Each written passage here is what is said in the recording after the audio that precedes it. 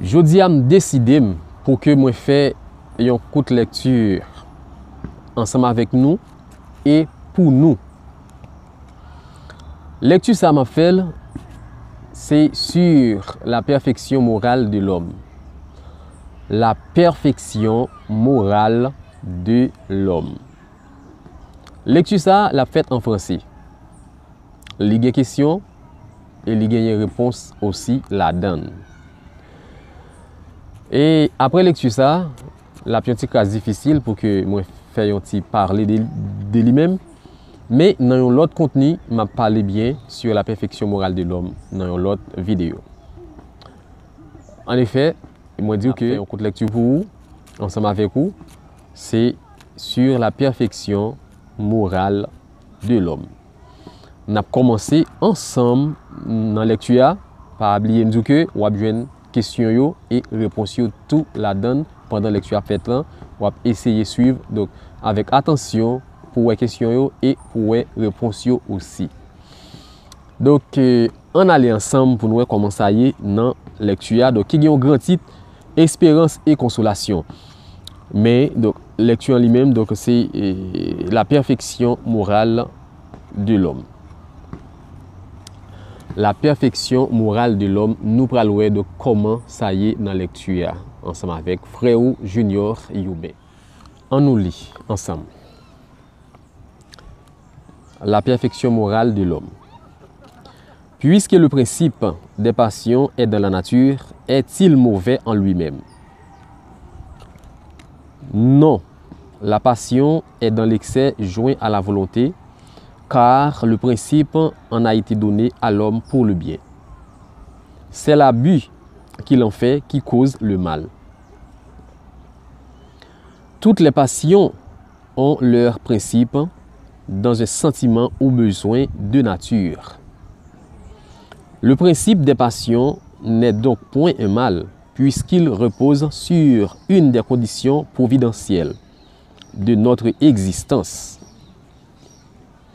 La passion proprement dite est l'exagération d'un besoin ou de sentiment. Elle est dans l'excès et non dans la cause. Et cet excès devient un mal quand il a pour conséquence un mal quelconque. Tout sentiment qui élève l'homme au-dessus de la nature animale annonce la prédominance de l'esprit sur la matière et le rapprocher à la perfection. L'homme pourrait-il toujours vaincre ses mauvais penchants pour ses efforts? Oui. Et quelquefois, de faibles efforts, c'est la volonté qui lui manque. Hélas, combien peu de vous ont fait des efforts? Combien peu de vous en font des efforts? Vous êtes tout haut du siècle, c'est assez dire, je pense. L'homme peut-il trouver dans les esprits une assistance efficace pour surmonter ses passions? Oui. S'il prie Dieu, oui, s'il prie Dieu et son avec sincérité, les bons esprits lui viendront certainement en aide. Car c'est leur mission. Car c'est leur mission. Mais n'y a-t-il pas des passions tellement vives et irrésistibles que la volonté est impuissante pour les surmonter? Il y a beaucoup de personnes qui disent « Je veux », mais la volonté n'est que sur les lèvres. Ils veulent et ils sont bien aisés que cela ne soit pas. Quand on croit ne pas pouvoir vaincre ses passions, c'est que l'esprit y complet par suite de son infériorité. C'est lui. Celui qui cherche à les réprimer comprend sa nature spirituelle. Les vaincre est pour lui un triomphe de l'esprit sur la matière. Quelle est la source première des vices de l'homme?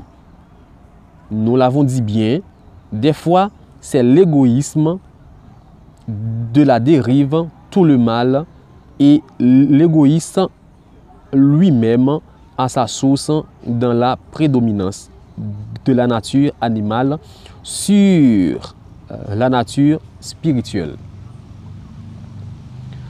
L'égoïsme engendre l'orgueil, l'ambition, la cupidité, la jalousie, la haine, la sensualité et toutes les passions qui dégradent l'homme et l'éloignent de la perfection morale. L'égoïsme étant fondé sur le sentiment de l'intérêt personnel. Il paraît bien difficile de l'extirper complètement du cœur de l'homme. Y parviendra-t-on jamais? Plus que vous ne croyez, nous y travaillons. Mais l'égoïsme, loin de diminuer, croît avec la civilisation qui semble l'exciter et l'entretenir comme la cause. Pourra-t-elle détruire l'effet?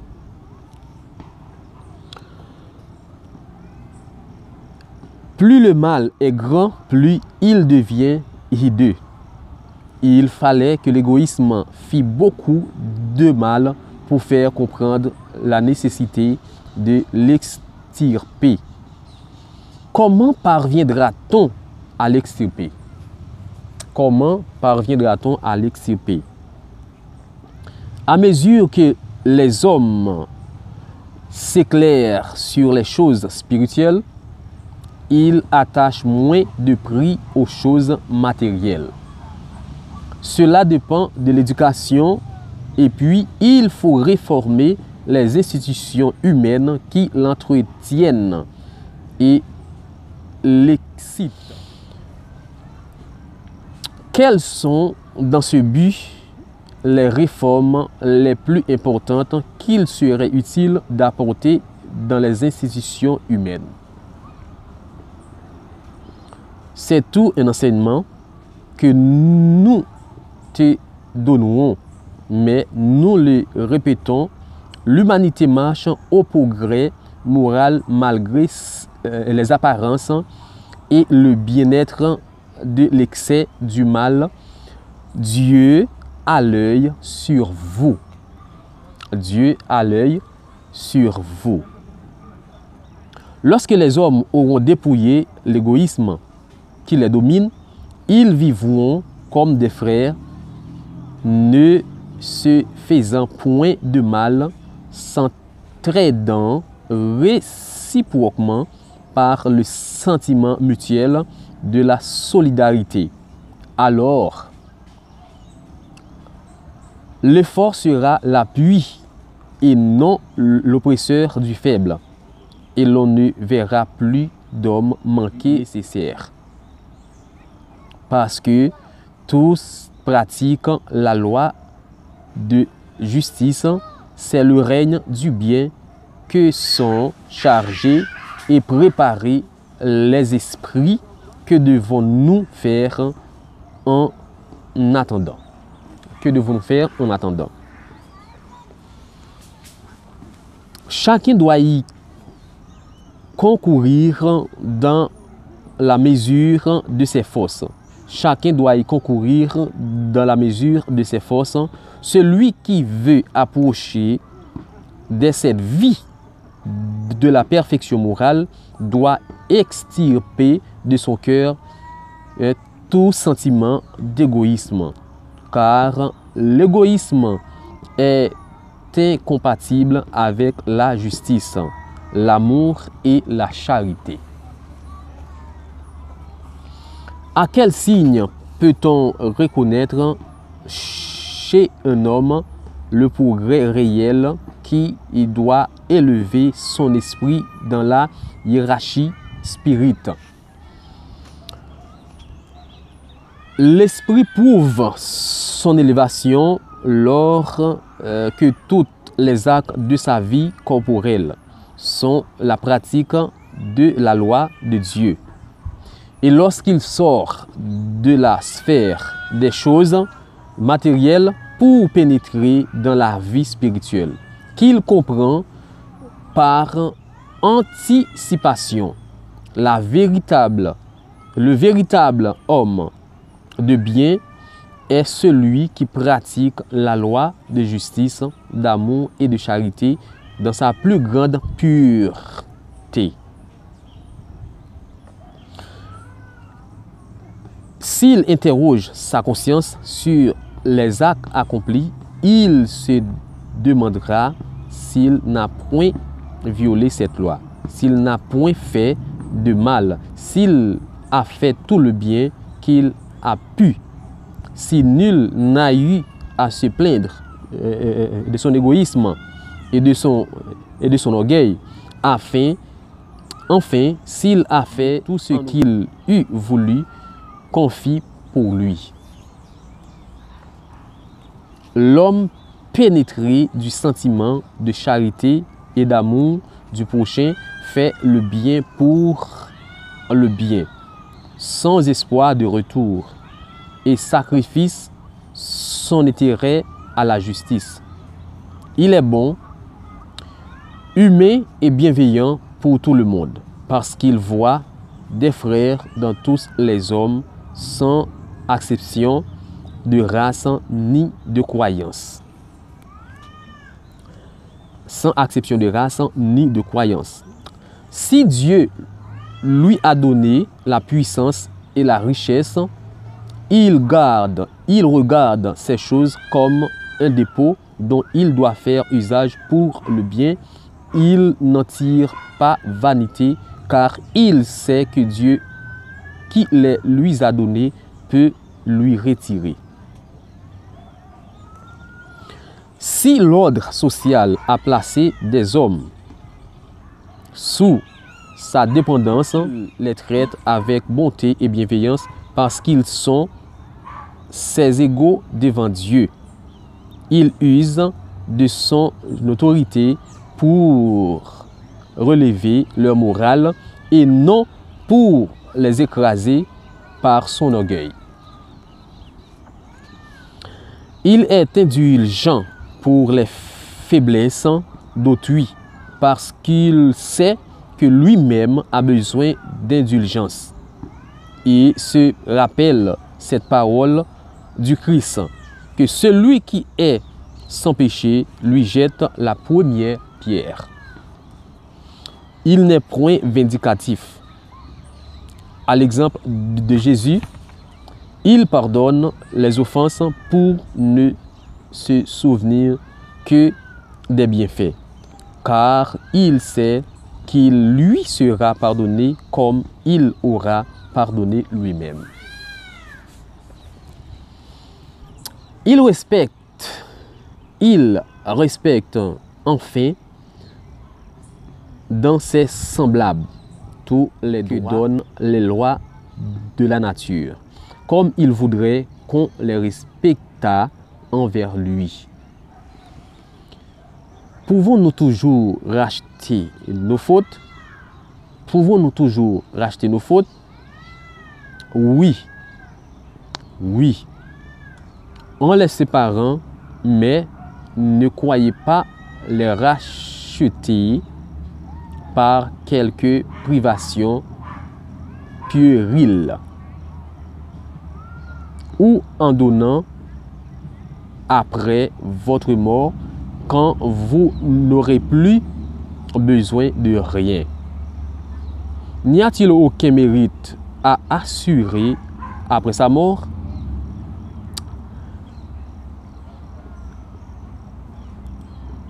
Un emploie-t-il des biens que nous possédons.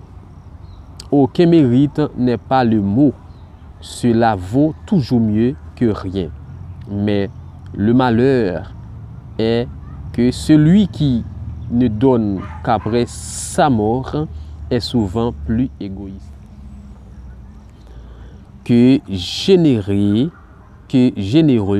Il veut avoir l'honneur du bien sans avoir la peine. Le mal n'est réparé que par le bien. Le mal n'est réparé que par le bien. Et la réparation n'a aucun mérite si elle ne nous atteint ni dans notre orgueil, ni dans nos intérêts matériels. Que sert pour notre justification de restituer après la mort le bien, le mal acquis, alors qu'il nous devient inutile et que nous en avons profité?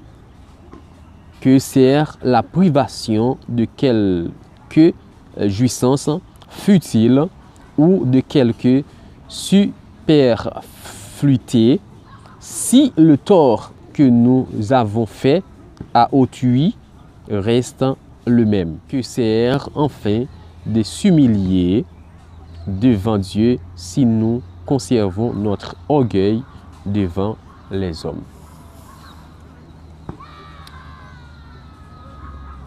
Que sert enfin de s'humilier devant Dieu si nous conservons notre orgueil devant les hommes? Lecture a fini là. Lecture a fini là. Et nous espérons que dans une prochaine vidéo, nous gagnons pour que nous baillons un petit coup de détail sur la perfection morale de l'homme. La perfection morale de l'homme, nous gagnons pour que nous baillions bien porter un petit conseil, porter un petit éclaircissement. Peut-être après lecture, où on doit trouver dans l'embarras pour que vous compreniez. Et nous souhaitons que vous ayez quelques réponses que vous cherchez dans une prochaine vidéo pour que nous parlions sur la perfection de l'homme. Mais tout court, nous avons profité pour nous dire que côté que nous faisons lecture ça là, qui parle donc sur la perfection morale de l'homme et l'espérance et consolation, nous joignons dans lecture ça un paquet de bagailles. Nous joignons dans lecture ça un paquet de bagailles. Raison que fait nous faire lecture ça pour vous et pour nous tous, c'est par rapport avec ça nous avons passé journée aujourd'hui dans la société que nous vivons. Parce que dans la société que nous vivons, nous jouons un paquet de bagailles qui pas de place. Nous jouons un paquet de bagailles qui pas de place dans la société que nous vivons. Parce que la société que nous vivons journée aujourd'hui là, alors qui était déjà avant, mais nous pensons que nous avons une amélioration par rapport avec la civilisation donc, humaine, mais qui malheureusement, de jour en jour, a bien plus dégradé dans le monde là. Qui malheureusement, nous joignent, donc, caillou a bien empiré, donc, plus mal, donc, plus laide, plus dur, plus sale dans la société que nous vivons dans la génération par nous là de nos jours. Et quoi au fur et à mesure, nous pensons que avec la civilisation, il y a quelques bagailles, l'homme lui-même, pas trop rapproché, et tout comme si, et nous pensons, donc, à cause de la civilisation humaine, nous pensons qu'il y a quelques bagailles, l'homme, pas trop rapproché de eux. Mais nous, ouais, jour aller, jour venir, donc les hommes les-mêmes donc continuer à approcher le plus près égoïsme, donc plus près donc il y a paquet bagaille vaine, il y a paquet comme si bagaille qui pas de sens dans la société que nous vivons là. Et nous jouons une société qui est pour instruire le peuple là. Pour y vivre bien, qui malheureusement, yo même tout, yo approché chaque jour dans l'égoïsme. Chaque jour, non fait ça qui mal. Pas de problème. Nous faisons lecture pour vous qui est basée sur la perfection morale de l'homme. La perfection morale de l'homme. Et nous espérons que dans l'autre vidéo, nous allons parler plus sur la perfection morale de l'homme. Et après, nous gagnons pour que nous parlions bonheur et malheur sur terre. Nous gagnons pour nous parler et faire lecture ça pour tout, qui c'est bonheur et malheur sur terre. D'accord? Donc, nous espérons que vous attendez un peu dans la lecture que nous faisons, vous essayer de comprendre un peu tout. Et puis après, dans la prochaine vidéo, nous allons parler puis bien toujours sur la perfection morale de l'homme. Merci. Ces amis, ces frères, donc Junior Yoube, nous espérons ensemble, nous espérons croiser ensemble encore pour que nous continuions à parler de quelques bagailles sur la perfection morale de l'homme dans une autre vidéo. Merci. À bientôt. À bientôt.